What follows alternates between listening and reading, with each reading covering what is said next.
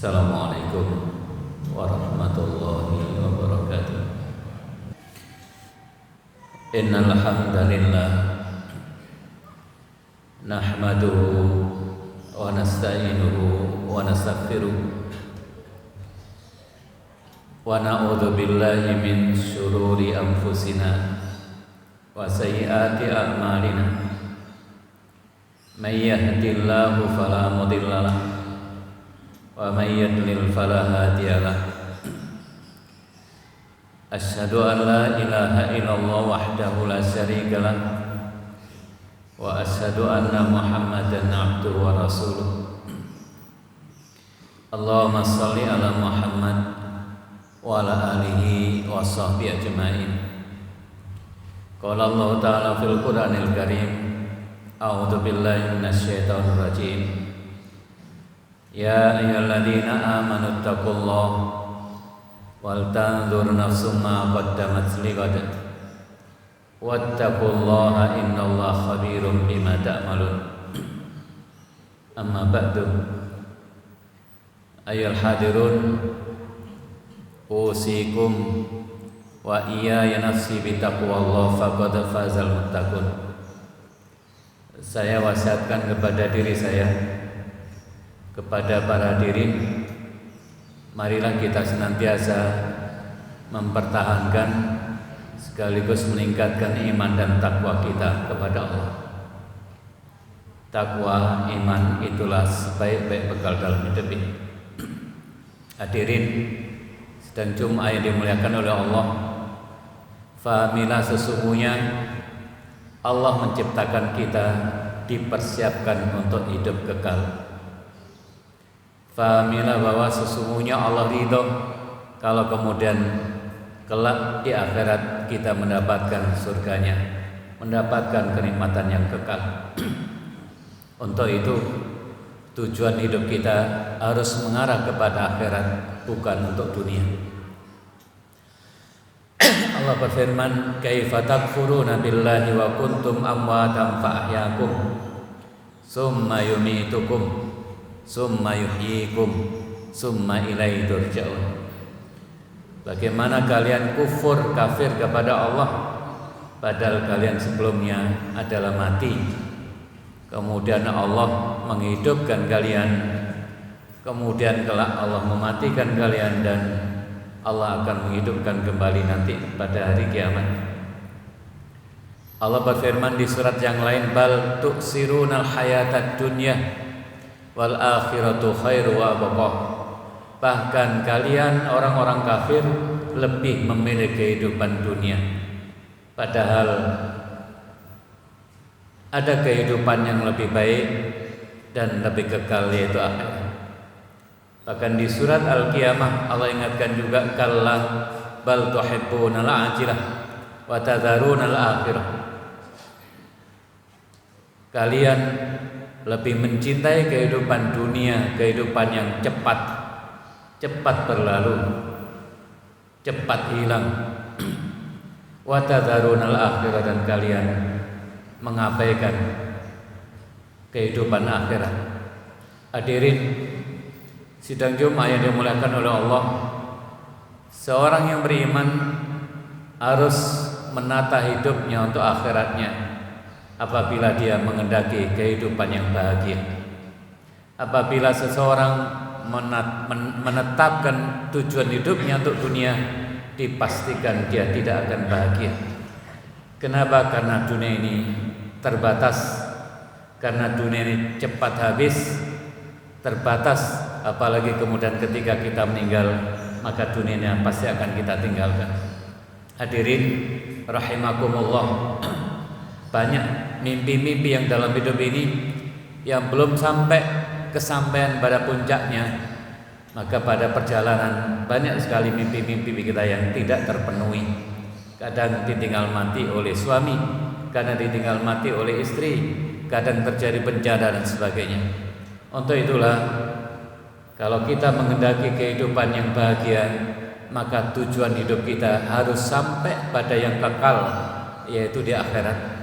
Kita harus yakin bahwa Allah memberikan hidup sekarang ini dipersiapkan untuk kekal.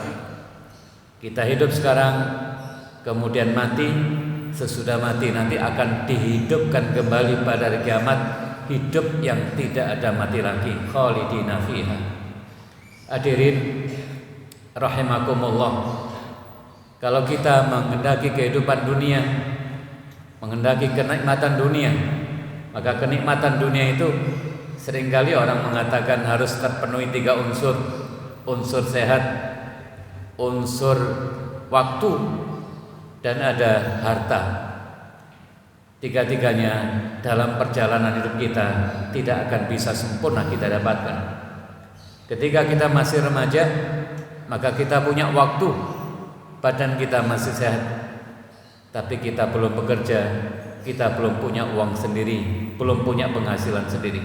Ada kelemahan ketika kita masih remaja, tidak terpenuhinya salah satu dari 3 unsur tadi.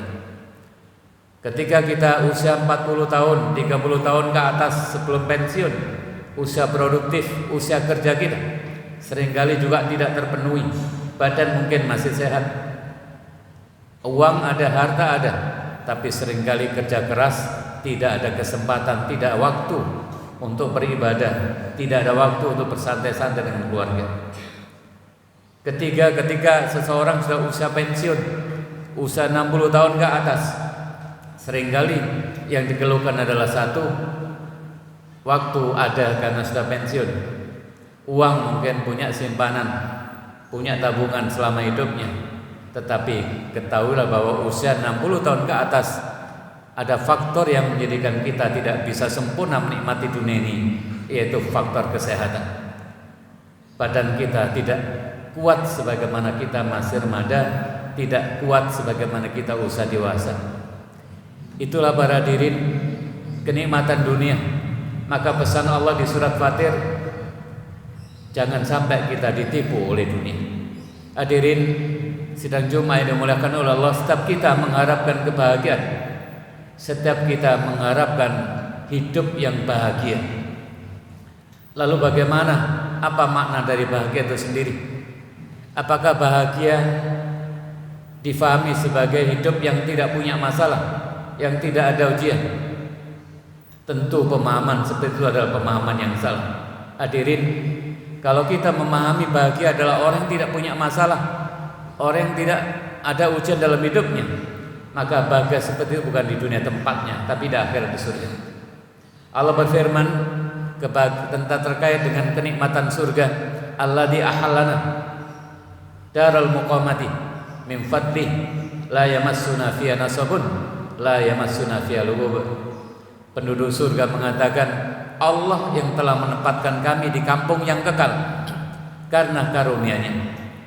La yamassuna fiha nasabun, kami di surga tidak disentuh oleh lelah fisik, wala yamassuna fiha lughub, dan kami tidak disentuh oleh lelah pikiran.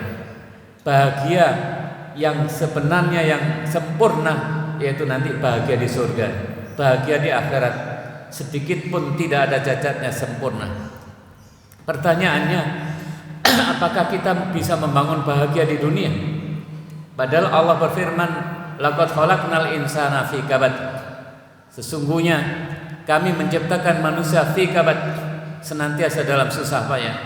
Mulai dari lahir, kemudian disusul anak-anak, disusul remaja, disusul pernikahan, berkeluarga, punya anak, anak dewasa, anak belum berkeluarga, terus hidup ini senantiasa fi kabad, dalam susah payah. Di surat Al-Insyiqaq, ya ayyuhal insan innaka kadihun ila rabbika kadham famulaki, wahai manusia, sesungguhnya hidupmu di dunia isinya adalah kerja keras. Disadari atau tidak disadari, ujung-ujungnya pasti kita akan kembali kepada Allah, akan memetik hasilnya yang sudah kita lakukan selama kita bekerja keras di dunia ini. Hadirin, inilah dunia yang sudah Allah tegaskan, alladzi khalaqal mauta wal hayata liyabluwakum ayyukum ahsanu amala. Dunia adalah kampung ujian. Allah menciptakan hidup, Allah menciptakan mati, dan Allah hendak menguji kita. Untuk itulah di dalam hadis Rasulullah ketika ada jenazah lewat terus mengatakan mustarihun wa mustarahun minhu. Para sahabat bertanya, ya Rasulullah, apa ini maksud mustarihun? Apa ini maksud dengan mustarahun minhu? Rasul menjelaskan ketika ada mayat, ada jenazah, Rasul mengatakan mustarihun. Kalau jenazah itu adalah jenazahnya orang yang beriman, maka sesungguhnya kematiannya bagian dari istirahatnya, istirahat dari berlelah-lelah hidup di dunia ini, dan dia mati adalah bagian dari istirahatnya. Tapi kalau kemudian yang jenazah tadi itu adalah orang yang tidak beriman, orang yang banyak berbuat maksiat, maka yang istirahat bukan yang mati, tetapi yang istirahat yang ditinggalkan. Masyarakatnya jadi tenang, sekitarnya jadi tenang, lingkungannya jadi tenang, sementara dia menghadapi sesuatu yang sangat panjang dan sangat membahayakan pada dirinya. Untuk itu para hadirin, apa artinya bahagia di dunia?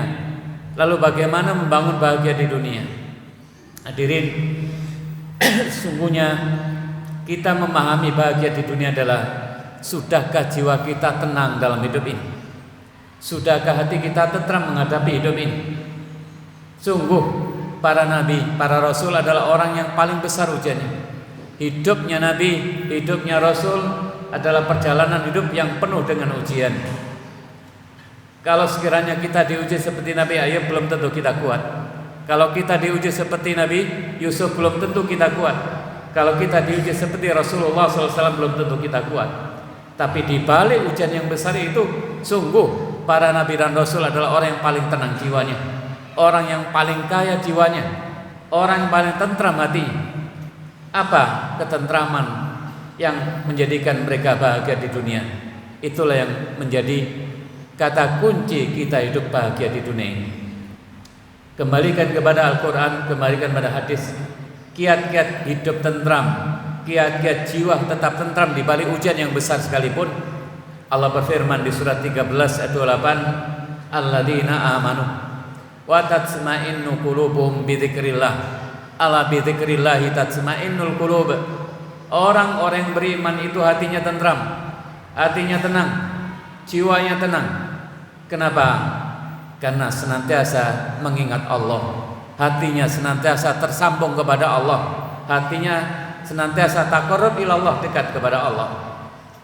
Ala bi dzikrillah tatmainnul qulub. Ketahuilah hanya dengan zikrullah hati menjadi tentram. Inilah kata kunci kekuatan jiwa kita, kekuatan hati kita bisa tentram. Allah turunkan sakinah ketika kita beriman kepada Allah, ketika jiwa dan hati kita dekat kepada Allah. Satu saat Handalah, seorang penulis, seorang sahabat penulis wahyu, bertemu dengan Abu Bakar radhiyallahu an. Disapa oleh Abu Bakar, ya Handalah, kaifa haluk, kaifa anta, bagaimana keadaanmu? Handalah menangis. Nafaqah Handalah, nafaqah Handalah, nafaqah Handalah. Handalah ini munafik, Handalah ini munafik. Kenapa? Kenapa kamu berbicara seperti itu? Jiwaku keras ketika aku dekat dengan Rasulullah, jiwaku lembut. Tetapi ketika aku pulang, ketika aku kembali ke keluarga saya, keluarga kami, jiwa kami jadi keras, seakan jauh dengan Allah. Maka datanglah kepada Rasulullah. Maka Rasul mengatakan, ketika hatimu merasa tenang, ketika hatimu merasa tentram, falzam, maka pertahankan itu, karena itulah puncak kebahagiaan dalam hidup ini. Hadirin sidang Jumat ini dimuliakan oleh Allah. Allah berfirman di surat yang lain, surat 16, man amila salihan min dzakarin aw unsa wa huwa mu'minun falanuhyiyannahu hayatan thayyibah wa lanajziyannahum bi ahsani ma kanu ya'malun. Ini adalah janji Allah. Barang siapa yang beramal soleh, laki-laki atau perempuan, dia beriman, maka Allah berjanji falanuhyiyannahu hayatan thayyibah. Allah akan berikan kehidupan yang baik di dunia ini, baik dalam artian berkah, hidupnya bermanfaat dunia dan akhiratnya, umurnya bermanfaat dunia dan akhiratnya. Allah cukupkan hidupnya, dan semua nikmat yang Allah berikan di dunia ini menjadikan hatinya tentram. Ketentraman di balik nikmat, bermanfaatnya nikmat itu untuk akhiratnya, Allah cukupkan hidupnya, itulah berkah. Allah berjanji apabila kita beriman, beramal soleh, Allah akan berikan hidup kita baik dunia, dan lebih baik lagi balasan Allah akan beri pada kita nanti di akhirat. Jadi konsep pertama, kita harus dekat pada Allah. Kedekatan kita kepada Allah ditentukan oleh ibadah kita. Ibadah Allah berikan sangat banyak jalan ibadah yang harus kita tempuh. Ibadah-ibadah sunnah sangat banyak. Ketika kita tidak kuat puasa sunnah, masih ada jalan lain membaca Quran. Ketika tidak ada waktu membaca Quran lebih banyak, maka ada jalan lain sedekah. Ketika sedekah tidak ada jalan karena tidak punya uang, masih ada pintu yang lain puasa dan seterusnya. Hadirin sidang Jumat yang dimuliakan oleh Allah, jalan yang kedua yang harus kita tempuh, hal jazaul ihsan ilal ihsan. Di surat 55 ayat 60, surat Ar-Rahman ayat 60, Allah berfirman, hal jazaul ihsan ilal ihsan. Tidak ada kebaikan sekecil apapun yang dilakukan oleh manusia pasti dibalasi baik juga oleh Allah. Kita tebarkan kebaikan, bahkan kepada hewan pun Allah akan membalasi kebaikan pada kita. Ingat di dalam hadis ada seekor anjing yang kehausan hampir mati, lalu ditolong oleh seseorang. Diambilkan air dari sumur supaya anjing itu tidak mati. Maka Allah memberikan balasan kepadanya, diampuni dosanya. Itu kepada hewan, apalagi kepada manusia, apalagi kepada kedua orang tua. Wabil walidaini ihsan. Hidup ini harus banyak memberikan kebaikan, harus menyebarkan kebaikan-kebaikan. Maka kebaikan yang akan kita berikan kepada orang lain akan berdampak kepada tenangnya hati kita, berdampak kepada kuatnya jiwa kita, sehingga menimbulkan kebahagiaan di dunia ini. Yang ketiga, hati kita harus bersih dari iri. Allah memberikan nikmat kepada kita berbeda-beda. Allah memberikan rezeki kepada kita berbeda-beda. Maka khud ma'ataitu wa kum minas syakirin. Ambil kuat-kuat apa yang Allah berikan kepada kita, manfaatkan, pergunakan dengan sebaik mungkin, dan jadilah kita sebagai orang-orang yang bersyukur. Jauhkan diri kita untuk tengok kanan kiri, tidak rela ketika Allah memberikan rezeki kepada orang lain. Itu yang menjadikan sumber hati kita tidak tenang. Hadirin, satu saat Rasulullah menyampaikan dalam satu majelisnya, sebentar lagi akan datang orang calon penghuni surga. Kedua kalinya Rasul mengatakan sebentar lagi ada calon penghuni surga datang ke tempat ini, sampai 3 kali. Lalu ada seorang sahabat yang tertarik dengan orang yang disampaikan oleh Rasul tadi. Menginaplah 3 hari di rumahnya. Sholatnya, ibadahnya biasa, sholat malamnya biasa, baca Qur'annya biasa. Tapi keistimewaan orang itu mengatakan, aku tidak pernah menyakiti orang dengan ucapanku, dan aku tidak pernah iri ketika Allah berikan nikmat kepada orang lain.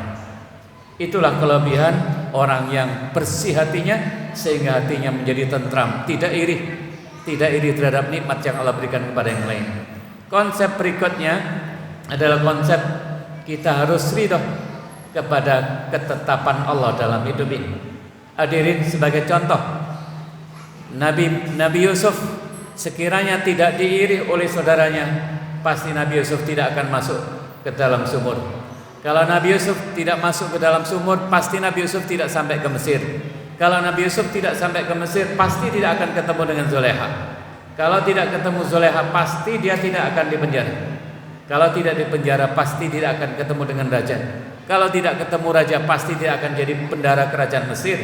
Kalau tidak jadi bendahara kerajaan Mesir, pasti tidak akan bertemu dengan saudara-saudaranya dan tidak bisa mentakwil mimpinya.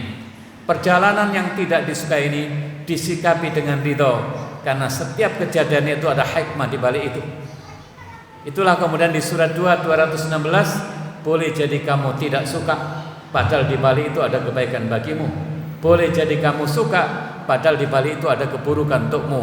Wallahu ya'lamu wa antum la ta'lamun. Allah yang tahu dan kalian tidak tahu. Mudah-mudahan di balik istiqomah kita di jalan Allah, Allah limpahkan kekuatan pada jiwa kita, Allah limpahkan kepada lapang dada kita, sehingga kita menjadi orang yang hidup bahagia di balik keimanan kita, di balik kesolehan kita. Aku qouli hadza wa astaghfirullah li wa lakum innahu huwal ghafurur rahim.